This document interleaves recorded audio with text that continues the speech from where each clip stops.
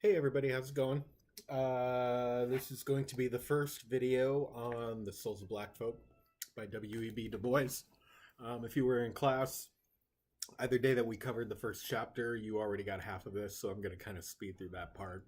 If you weren't here, steal notes from somebody else, they'll have more details than you'll get here. But specifically, what I wanted to do was review the first half of the chapter and then go over the second half of the chapter so we don't have to cover it in class. So, first chapter, W.E.B. Du Bois, of Our Spiritual Strivings. And if you don't have a copy with you,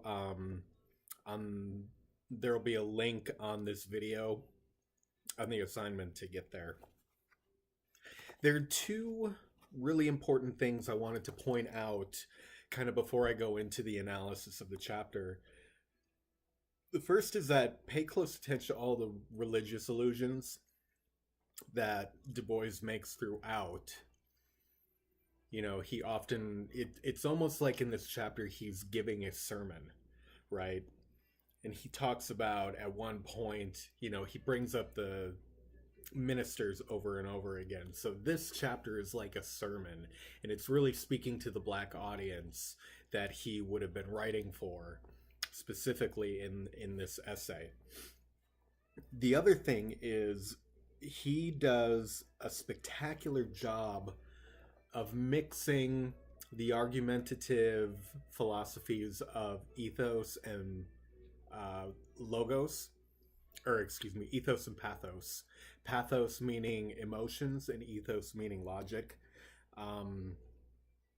So look at, if you get a chance, read it really closely and look at, you know, words he uses specifically to evoke a certain connotation and thus create a certain picture in the reader's mind throughout the chapter. And that'll give you some hints as to, you know, make your final paper a little bit sexier.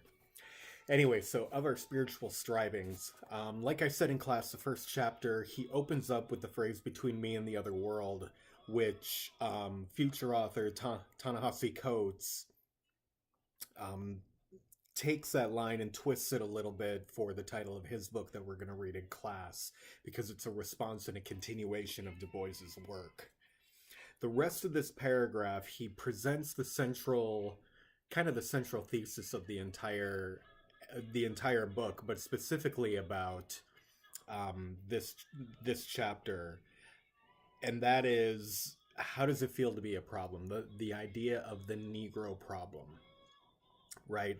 Not in terms of white society seeing Negroes as a burden on society, as something that had to be dealt with, had to be taken care of. What do we do with them? What happens next, right? So that's what he presents, this idea of the Negro problem.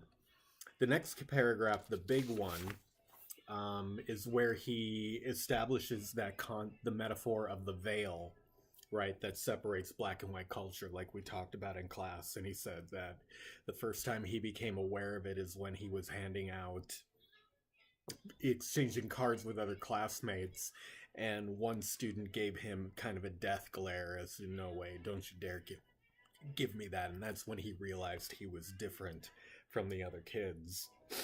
And like I said in class too, he's not just using this essay and these essays in this novel as a damnation of white society. He's also pointing the finger at a portion of black society and saying, listen, it's not enough for us to sit here and be passive. We have to be active if we're ever going to attain equality with the white culture that we are now a part of in one big society.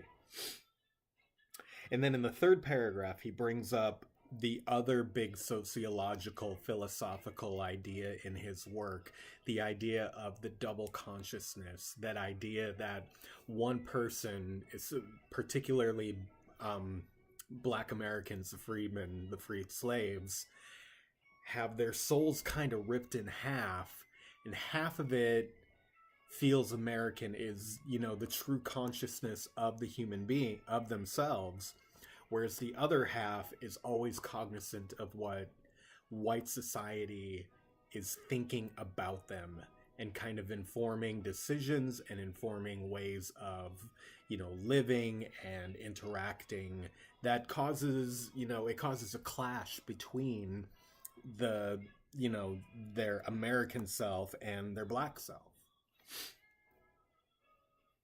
What else? He talks about one of my favorite lines, he simply wishes to make it possible for a man to be both a Negro and an American without being cursed and spit upon by his fellows, without having the doors of opportunity closed roughly in his face. And that line right there really highlights kind of the central idea of your final essay. And like I said, it doesn't have to be race-based when you do it, but that's how you should be thinking. What is it? Where does somebody have that door of opportunity shut in their face, and they are unable to achieve the same thing someone else is? That's how you got to think when you're thinking about your final essay in a couple months. There's then the large paragraph on page 3 where he elaborates more on the idea of that double consciousness, right? The African side of his soul and the American side of his soul, and having to, kind of feeling stuck in the middle between the two of them. The African side is true to his heritage, is true to his traditions and customs, who he is, who he was, but it's also foreign and undesirable by the American side. In the American side, well, the African side doesn't trust it because it enslaved them for 200 plus years. So you understand why they're a little wary of, a white guy showing up and saying, well, that's not the way we do it around here. For periods 3 and 6, I think we ended there. 1 and 7, we got a little bit further. So bottom of 3, top of 4, this is where he starts to point the finger more at his own society, where he talks about black people. For over 200 years, we kept telling ourselves, all we need is freedom. All we need is freedom. That will be our saving grace. That was the thing that God held in his right hand to deliver to the people. And when they got it, it didn't do anything, right? It's like, well, now what? What do I do? Now, it wasn't just that they were given this freedom and they did nothing with it. He will point out later that there was a lot of government interference. There was a lot of white interference with them meaning black culture, being able to advance themselves in society, get the things, try to establish equality in the 40 years it had been since the Emancipation Proclamation and when this book was published. Bottom of page 4, here he starts to kind of generally go over the 40 years since the Emancipation Proclamation. The bottom of page 4, that big paragraph that goes to the middle of 5, he talks about how when they first were emancipated and kind of got their bearings of, oh my goodness, I don't have to be a slave anymore. The predominant belief in black society was that we got to vote. Voting will change everything. We'll be able to vote ourselves, people like us in, or people sympathetic with who we are, and that doesn't work. There was a lot of voter suppression. You would have to pay a poll tax, which the black Americans could not. You often have to be able to read in order to vote, and many of them could not read. So there was voter suppression in that way, and it was intentionally done that by whites to keep the black vote away, which is something that still happens today in states, which may be an inequality you want to research. Then on page 5, that big paragraph in the middle, there's that great line, darkly as through a veil, in the middle. But he's talking about how then it became, well, if we just get educated, we just got to go to school, right? But again, school at that time wasn't free. There wasn't public education. Now, some northern whites did come down and establish schools, but those teachers still had to get paid. And in the beginning, as you'll see in chapter 2, um, there were there were schools set up and paid for by the federal government, but that funding stopped, I think, 2 or 3 years after the end of the Civil War. So 5 years after the Emancipation Proclamation, the money went away. That schooling wasn't free anymore, and people had to pay for their own. And we're talking about destitute, completely impoverished people now having to give up their limited resources, if they're making any money at all, in order to send a child to school or send themselves to school. So again, it became an impossibility. So, bottom of 4, top of 5, he talks about, well, we thought that, if we just earned the right to vote, that would change everything, right? It was freedom, then the right to vote, then education, and none of them got them anywhere. And then over to page 6, they kept getting, they were presented with opportunities. They kept thinking, okay, this is what we have to do, and we'll take that step we finally need.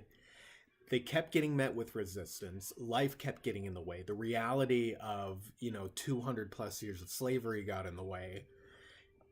And eventually they kind of got bullied by white society, because then they're developed this defeatist mentality. If you've been working towards something for 40 years and you still haven't done it, you're going to have doubts, right? My dreams of being an actor, I have self-doubts after 40 years, right? And that was encouraged by whites. Yeah, maybe you were supposed to be, maybe you should have just stayed the way we were. Wasn't that better?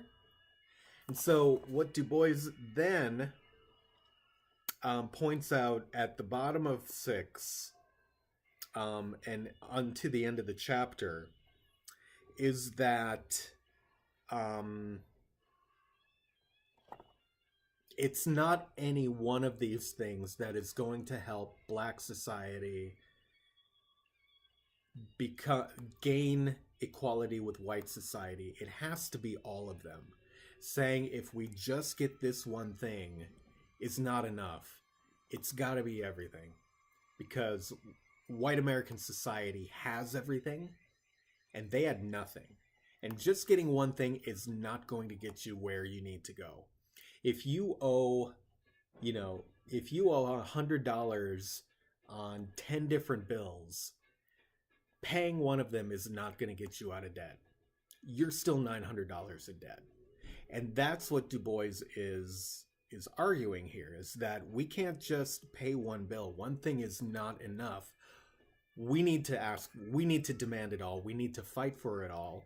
And then he goes back and points at the passive resistance and says, this is why sitting around complaining, not doing anything, feeling defeated is not helping. We have to fight, and not all of us can fight for everything all the time. We have to collectively fight for these rights, fight for this, so that we can gain the equality that we deserve, right? One last thing I want to point out. If you read the last paragraph on page 6, he talks about something called Sturm Drang.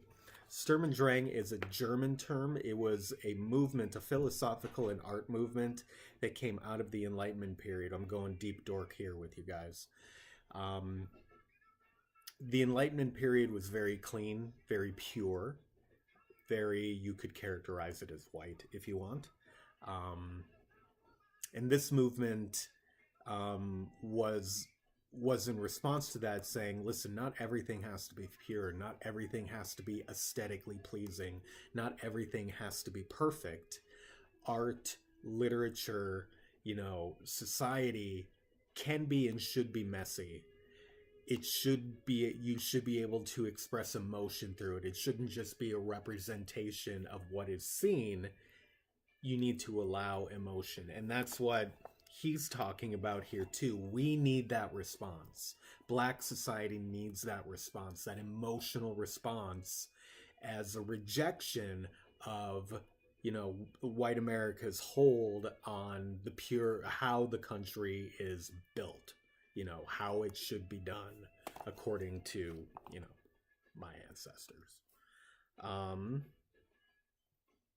And then he ends by saying, now that I've briefly sketched in large outline, let me on coming pages tell again in many ways with loving emphasis and deeper detail that men may listen to the striving in the souls of black folks. So he says that, okay, here's your opening sermon. Now I'm going to go step by step. And there are 12 or 13 more essays, I believe, after this, that he goes into detail about all those things. So that is my summary analysis of chapter 1. I encourage you to look at, again, I encourage you to look at it closely, because his use of rhetoric, his use of ethos and pathos throughout is exceptional. And yeah, it's difficult to read, but I guarantee you the second or third time you read through a paragraph, and especially if you listen to my analysis, you're going to get it, and you're going to see how he crafts words, how he crafts a sentence, how he builds a sentence, right? Almost like a wave, right? Builds and builds and builds until it finally crashes on the shore and hits the audience in the face. So do that. And saying, you know, when I talked about, you know, the double conscious thing and being stuck in the middle, pro tip, YouTube the video Stuck in the Middle with You by Steelers Wheels. It is 70s fabulous and really weird, and I love it the most. All right, I will see you guys later. Bye.